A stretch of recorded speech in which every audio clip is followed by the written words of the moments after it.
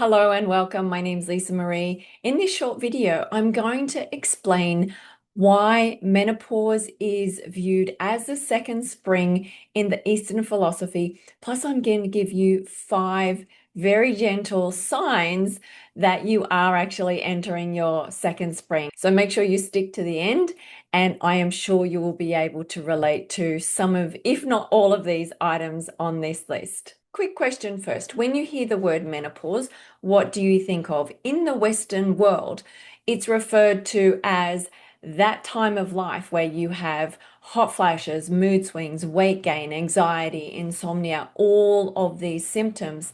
However, from the Eastern perspective, there is a very, very different approach. And I am speaking from experience. I had a hysterectomy when I was 29 due to severe hormone disease, systemic endometriosis, lots of surgeries. It was a pretty horrific time.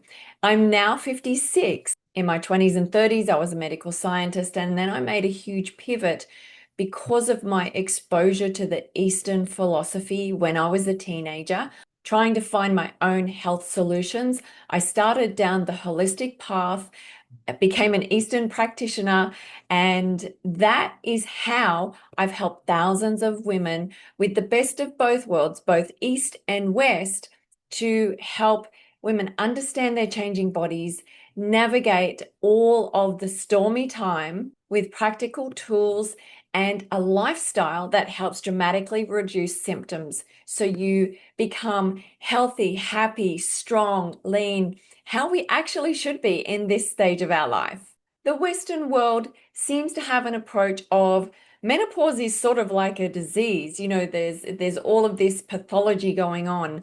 It's an ending, it's a decline. There's images of this crone woman once she reaches menopause. However, in the Eastern philosophy and traditional Chinese medicine, because our ovaries have retired and there is a massive hormone decline, all of the energy that used to be put into reproduction is now a beautiful second spring where all of that energy, that chi, is actually turned inward. It is a very, very powerful time. And to learn how to use that and go with the flow in your favor is such a magical place to be. And I help women achieve that. Unlike the Western model, which often just looks at fixing the symptoms and the hormones in isolated areas, the Eastern way is about a holistic approach. It's looking at lifestyle factors. It's looking at your total body and mind as a whole, how depleted your yin energy is and its effect on the organ systems. Because lifestyle, food, and emotions are all intertwined. Let's talk about yin deficiency for a moment. When we talk about yin yang, we talk about cool and warm, we talk about stillness and action. And so, because a woman has generally just gone year after year, running on high stress, doing everything for everyone, really not nurturing her body and her mind like she should in preparation for the second spring. So the yin can become very depleted and shows up as all of those nasty symptoms. The hot flashes, the mood swings, the insomnia, the dryness, the fatigue. And what you could get away with in your 20s and 30s and even 40s is you can no longer do that when you have reached the menopause second spring, because what we need to do is nurture our yin. We need to bring in the warmth. We need to bring in nourishing food. We need to bring in emotional restoration. We need to bring in the right movement for our body. So all of these things really matter. And so your second spring, it's not a decline, it's actually a rebirth. It's so exciting that on the other side, it's about who you are becoming. It's really about a new self-discovery, because you start to go so inward and ask some very, very deep questions, such as, who am I now? Or what do I really want? Or what can I start creating now? These questions have been misinterpreted as a midlife crisis, but clearly it's you stepping into the higher version of yourself, the years of wisdom and grace and ease and flow.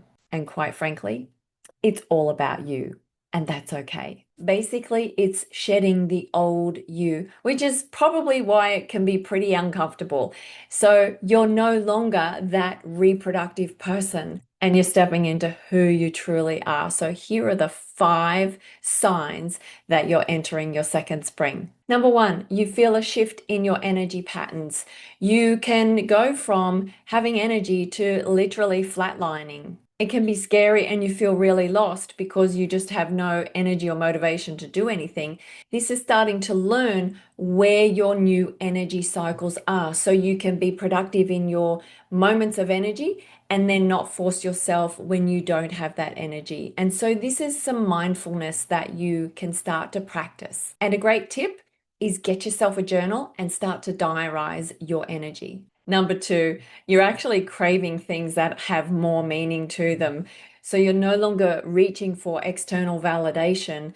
You start to look inward for your own joy, the way you want to do things, the things that you want to create, the time that you want to spend with or without people. Number 3, your body is asking for nourishment.